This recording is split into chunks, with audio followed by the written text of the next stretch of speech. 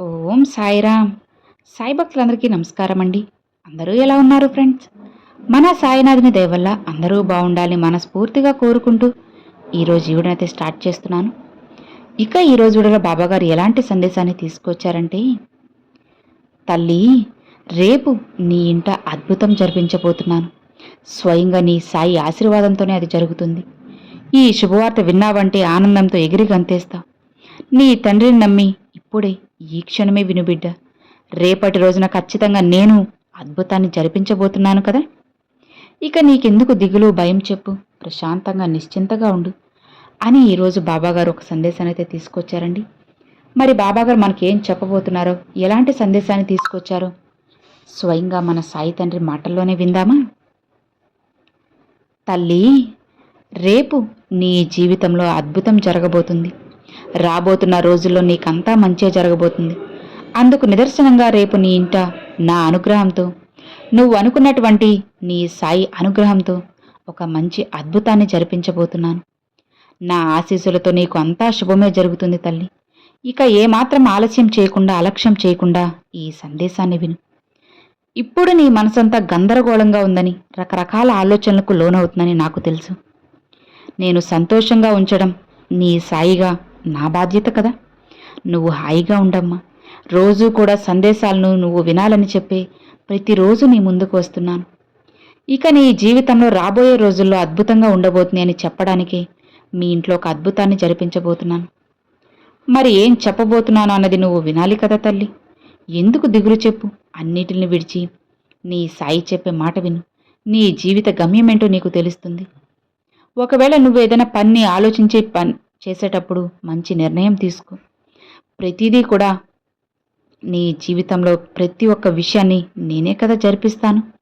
నీ బాధకు తగ్గ పరిష్కార మార్గాన్ని కూడా నేనందిస్తాను. నిశ్చింతగా ఉండమ్మా. రేపటి రోజున ఒక శుభవార్త వినబోతున్నావు. నీ మనసు గందరగోళంలో, చికాకులతో, బాధతో, అలసటతో ఉన్నదని అర్థమవుతుంది. నీ మనసు స్వచ్ఛమైందని నాకు తెలుసు. అయితే ఆఖరి వరకు నీ సాయి చెప్పేది విను. నీ మనసు ఇంకా ఇంకా ఆనందంగా, ఉత్సాహంగా ఉంచుకునేందుకు నువ్వు ఖచ్చితంగా ప్రయత్నం చేస్తావు, చేసే తీరుతావు. మరి ఎందుకు ఇలా చెబుతున్నానన్నది వింటావు కదా. చూడమ్మా, నేనే మీ దగ్గరకు రాబోతున్నాను. నేను రాలేకపోయినా సరే నీ అవసరాలకు అనుగుణంగా కొన్ని సందర్భాల్లో మారువేషంలో కూడా నీ ముందుకు వస్తాను. నీ ముందుకు వచ్చి నీకు అన్నీ, నీ అవసరానికి సరిపడ ప్రతి ఒక్కటి నీకు సమకూరుస్తాను. అలానే మిమ్మల్ని నేను జాగ్రత్తగా రక్షించుకుంటూ వస్తున్నాను. ఇదంతా కూడా నీ సాయి అనుగ్రహంతోనే, ఆశీస్సులతోనే నీకు పూర్తిగా లభిస్తాయి. నీ కష్టాలకు పరిష్కారం చూపలేదనో, నా మీద నువ్వు చాలా కోపంగా ఉన్నట్లు కనిపిస్తున్నావు, అవునా? నా బాబాను ఎప్పుడూ కూడా ఎన్నోసార్లు ఈ సమస్యలను, కోరికలను తీర్చమని చెప్పి అని అడుగుతూ ఉంటున్నావు. అయినా సరే నా సాయి నా మనసులో మాట మనసులోనే ఉండిపోతుంది, వినడం లేదే. బాబా ఎందుకు ఏం చేయడం లేదు? నేను నిద్ర లేచినప్పటి నుంచి సాయినే కదా తలుచుకుంటూ ఉంటున్నాను. ఆ తండ్రికే కదా పూజలు చేస్తున్నాను. నా కష్టాలన్నీ బాబాకే కదా చెప్పుకుంటున్నాను. మరి నన్ను ఎందుకు పట్టించుకోవడం లేదు అని చెప్పి నీ మనసులో ఏదో ఒక అభిప్రాయాన్ని ఏర్పరచుకున్నావు కదా. అలా అనుకోవద్దమ్మా. ఎందుకంటే ఎప్పటికీ అలా భ్రమపడకు. కోపంగా ఉన్నావా? నువ్వు నన్ను అడుగుతున్నావు కదా. బిడ్డా, నాకైతే నా బిడ్డలపై ఎలాంటి కోపం లేదు. కానీ మీకే నాపై ఎనలేని కోపతాపాలు వస్తున్నాయి.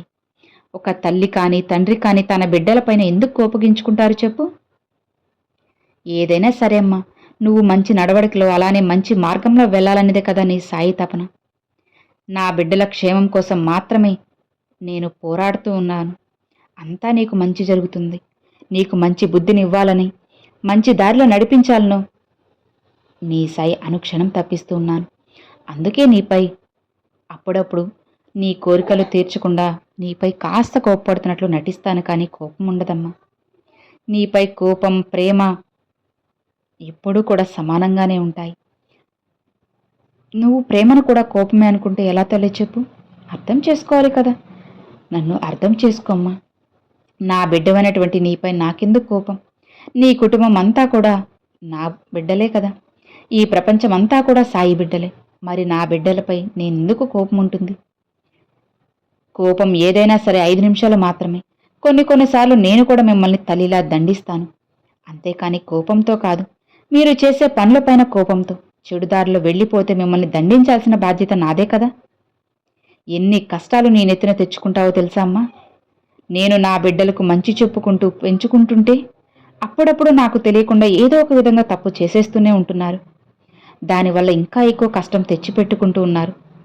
కాబట్టి బిడ్డ, ఒకవేళ నేను కనుక దండించకపోతే నీ జీవితాన్ని నీ చేతులారా నువ్వే నాశనం చేసుకున్న వాళ్ళవుతావు. అన్నీ నీ కష్టాలు కాదమ్మా, ఎక్కువ కష్టాలను నువ్వు ఈ పాటికి అనుభవించున్నావు. కాబట్టి నీ మనసుకు బాధ అనిపించినా సరే నిన్ను కొన్నిసార్లు కష్టపడడం తప్పడం లేదు. నిన్ను ఎప్పుడైనా సరే దండించేటప్పుడు నేను ఎంతగా బాధపడతానో తెలుసా అమ్మా. నా బిడ్డల్ని ఎప్పుడూ కూడా అనవసరంగా బాధ పెట్టను. నా బిడ్డలందరినీ రక్షించడమే నీ సాయి యొక్క ప్రథమ కర్తవ్యం. నీకు తోడుగా నీడగా నేను ఎప్పుడూ ఉంటానని మర్చిపోవద్దు.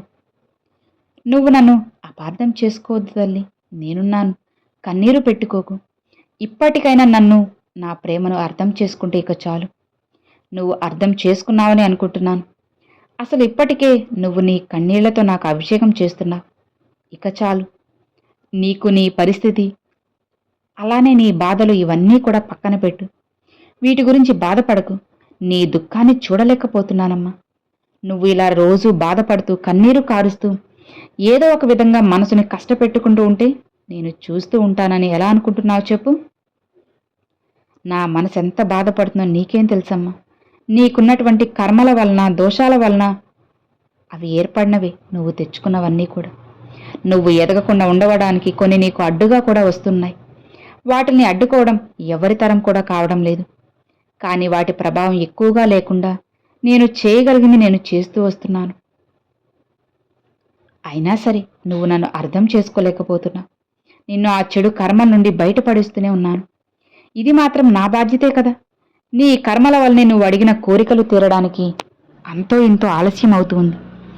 ఇప్పటి వరకు ఎంతో కష్టతరమైనటువంటి జీవితాన్ని నువ్వు నీ కుటుంబం అనుభవించారని నాకు తెలుసు.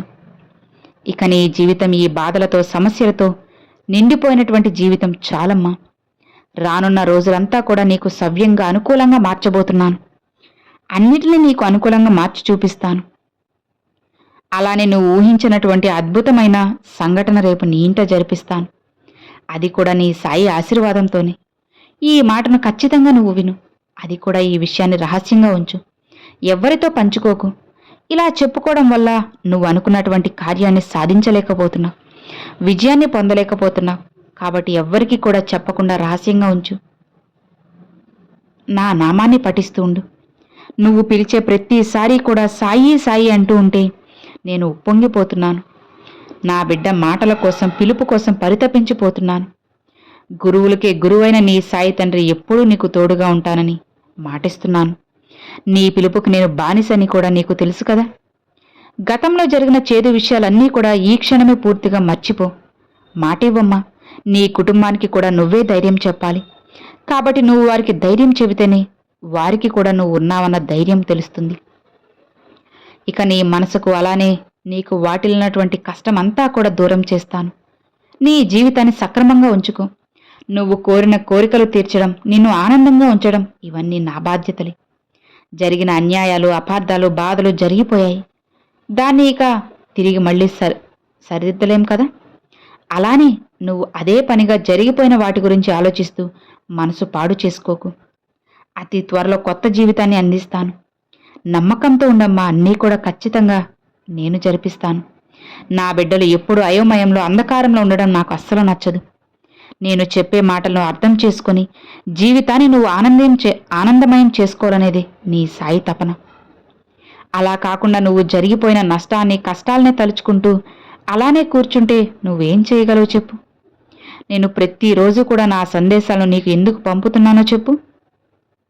వాటి ద్వారా అయినా సరే నువ్వు ఏదో ఒక విధంగా కాస్తంటే కాస్త కొన్ని విషయాలైనా తెలుసుకుని ధైర్యంగా ఉంటావనే కదా. మరి నువ్వు మాత్రం బాధపడుతూనే ఉన్నావు. నేను ఎన్నిసార్లు చెప్పాను, నీ కష్టాలను నువ్వు మర్చిపో.